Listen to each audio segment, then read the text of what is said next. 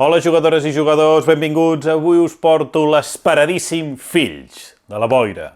Un joc de taula que tota la comunitat lúdico-catalana estava molt pendent de que arribés ja. O sigui, és un joc exclusivament en català. De Vir ha fet una tirada, ha comercialitzat una tirada d'aquest joc exclusivament en català. Això no és una cosa que acostumem a veure moltes vegades, malauradament, i s'ha d'agrair aquest gest a De Vir per haver-ho fet, per treure'ns aquest joc, aquest magnífic joc en català. Moltes gràcies. Llàstima que no va venir abans, però què hi farem? Val més ara, i que a més també serveixi de precedent per tots els altres jocs que poden venir exclusivament en català. Moltes gràcies, De Vir. Doncs Els Fills de la Boira és un joc de taula de 1 a 4 jugadors per partides que duren una hora. L'autor és en John DeClair, un autor que el coneixem per títols com Cubitos, Ready Set Bet, Mystic Vale o, per exemple, l'Space Base.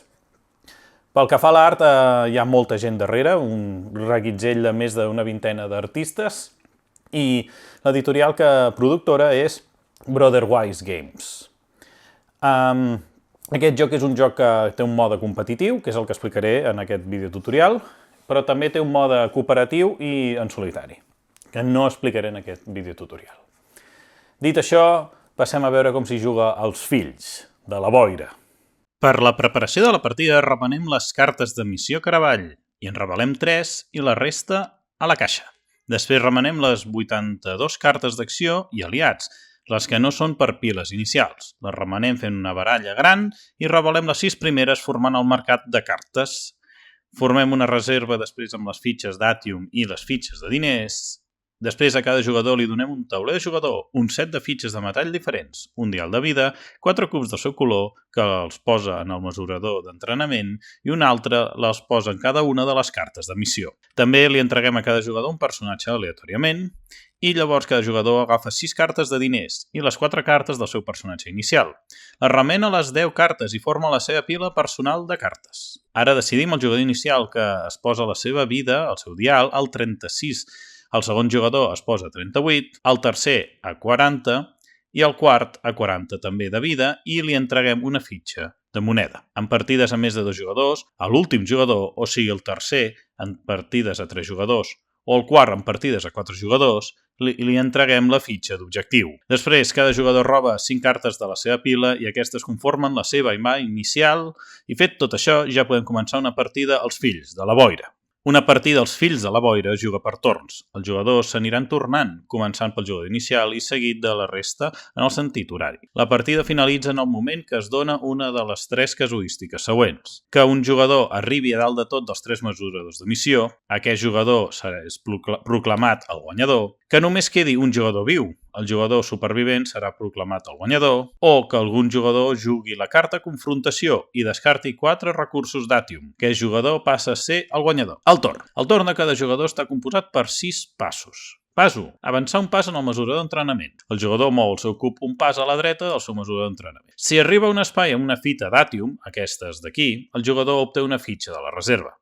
En cas que un jugador estigui ja al màxim del mesurador, doncs obté un Atium per cada avançament extra que faci. Pas 2. Accions. El jugador en aquesta fase jugarà cartes de la seva mà per activar els seus efectes. L'ordre de jugar les cartes va a gust dels jugadors. Les cartes les juga davant seu a un espai anomenat la zona de joc. Si un juga una carta de diners, aquesta queda jugada a la zona sense cap cost. Després, si un jugador juga una carta d'aliat, aquesta la posa al costat del seu tauler indicant que el soldat o l'aliat està en actiu i el jugador es pot començar a beneficiar dels seus efectes i habilitats. Majoritàriament, els jugadors tindran cartes d'acció que requereixen consumir un tipus de metall concret per poder realitzar els seus efectes. Tenim 2 fonts per poder consumir aquest metall. La primera consisteix en jugar la fitxa de metall corresponent, les que hi ha per sobre del tauler jugador. El jugador agafa la fitxa del metall i la posa sobre la carta. Aquest moviment l'anomenem a partir d'ara cremar un metall. Si el metall en qüestió estava per la seva cara fosca, significava que el metall estava esgotat i per tant no pot utilitzar-se, per tant no es pot cremar. I també, cada fitxa de metall només pot ser utilitzada una vegada per torn. Un cop moguda del lloc no pot saltar a una altra carta.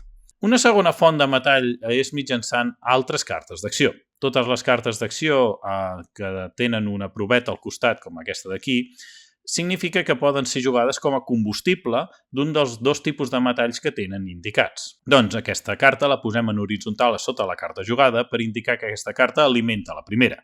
Si en la proveta hi ha una icona d'una acció, el jugador executa i també obté els beneficis corresponents. Tornant a les fitxes de metall, els jugadors estan limitats a cremar fitxes de metall en el seu torn. Els jugadors només poden cremar tantes fitxes com indica el seu límit del mesurador d'entrenament. Al principi, només poden cremar una fitxa, i a mesura que avancen, desbloquejaran fites per poder cremar més metalls per torn. Aquesta limitació no s'aplica en utilitzar cartes com a combustible, només a les fitxes de metall del tauler jugador. En el cas que un jugador, en el seu torn, vol utilitzar més fitxes de metall de les permeses en el seu límit, ho pot fer, però a partir d'aquell moment les fitxes que utilitzi les haurà de girar per la seva cara fosca i passaran a no estar disponibles posteriorment. La manera de reactivar aquestes fitxes de metall consisteix en descartar una carta que tinguin la seva proveta al metall corresponent.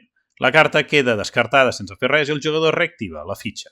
Aquesta pot ser cremada en el mateix torn, en cas que no s'hagués utilitzat. Hi ha cartes amb dos efectes. Per poder utilitzar el segon, el jugador ha d'haver activat primer la primera habilitat amb el metall requerit i després, amb un o dos metalls més del mateix tipus, tal com indiqui la carta, el jugador pot activar la segona efecte habilitat. Aquests metalls extra poden venir de les fitxes o de jugar cartes de combustible de les maneres que hem. A més, quan els jugadors cremen metalls, poden activar habilitats dels seus aliats o habilitats del seu personatge si aquestes estan actives.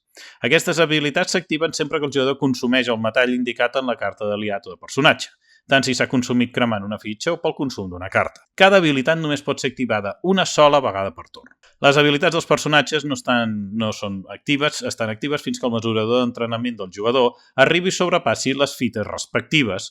L'habilitat 1, doncs la fita 1, la fita 2 a l'habilitat 2, etc. Llavors, els jugadors aniran jugant cartes i activant efectes i beneficis. Tots els beneficis que els jugadors obtinguin durant el torn els van acumulant i llavors els poden gastar quan ells vulguin. Trobem els següents. Monedes. Aquestes serveixen per comprar cartes al mercat. Si un jugador, per exemple, ha generat en el seu torn 4 monedes, pot comprar 2 cartes que valguin 2 de cost, una carta que valgui 3 o una que valgui 4. Les cartes comprades van a la pila d'escart del jugador i un cop comprada una carta al mercat, sempre reposa immediatament una de nova de la baralla. Una cosa que també es pot comprar són fitxes de monedes. Aquestes es poden comprar per 2 monedes generades. Aquestes fitxes es poden guardar de ronda en ronda i es poden consumir més endavant per una moneda quan el jugador vulgui. Danys. Aquests s'acumulen i es consumeixen a la fase posterior del torn. Curacions. Els jugadors, si activen aquesta icona, es curen tant com indiqui. No es pot superar mai el màxim de 40 de vida. Després tenim avançaments en els mesuradors de missions, aquesta icona. A l'obtenir moviments, aquests es poden fer en un sol mesurador o repartir-se. Sempre que un jugador arribi a un pas on hi hagi un benefici, aquest l'obté immediatament. També hi ha beneficis que, tal com s'indica, només l'obté el primer jugador en passar per aquest esglaó. Això també passa a dalt de tot de cada mesurador, on hi ha una bonificació general per tots els jugadors que hi arribin.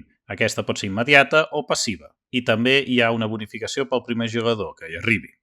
Llavors tenim iconografia variada. Aquesta iconografia significa cremar una carta de la mà, de zona de joc o descart. Aquest símbol vol dir robar una carta de la baralla. Aquest és un avançament al mesura d'entrenament i aquesta els jugadors poden reactivar un metall que tinguin esgotat.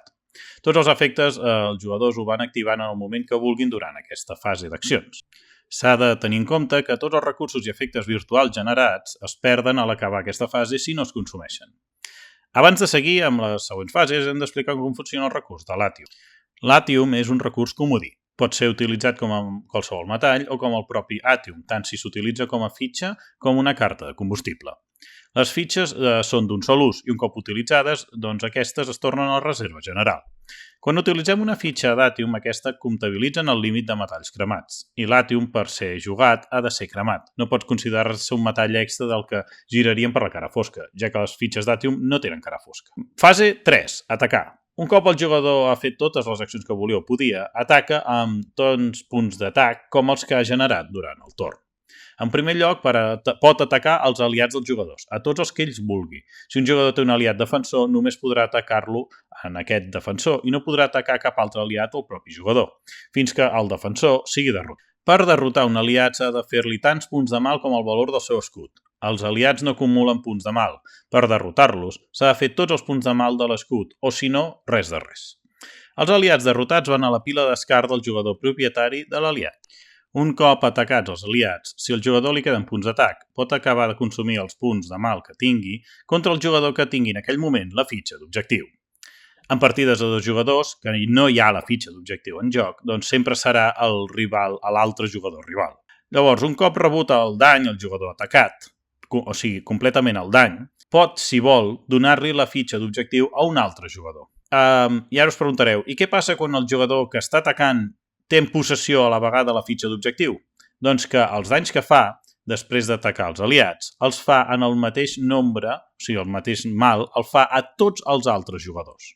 Per exemple, si un jugador té la fitxa d'objectiu i està atacant amb 4 danys als jugadors, doncs la resta de jugadors, cada un d'ells, rep 4 danys per igual. Pas 4. Recuperar els metalls. Els metalls utilitzats tornen al seu lloc sense canviar la seva cara, si activa o esgotada. Totes les cartes jugades i que queden a la mà del jugador es descarten, però el que no descartem són els aliats jugats. Pas 5. El jugador roba 5 cartes de la seva pila per fer la seva nova mà.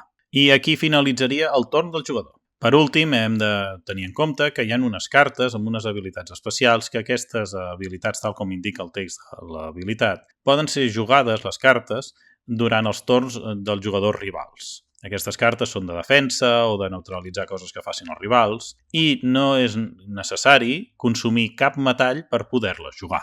Final de la partida. Com hem dit, la partida finalitza quan una de les 3 casuístiques es dona. Que un jugador arribi a dalt de tot dels 3 mesures de missió, aquest jugador és proclamat el guanyador, que només quedi un jugador viu, el jugador supervivent serà proclamat el guanyador, o que algun jugador jugui la carta Confrontació i descarti 4 recursos d'Atium. Llavors, aquest jugador passa a ser el guanyador. Doncs fins aquí els fills de la boira. Moltes gràcies per tot i fins la propera!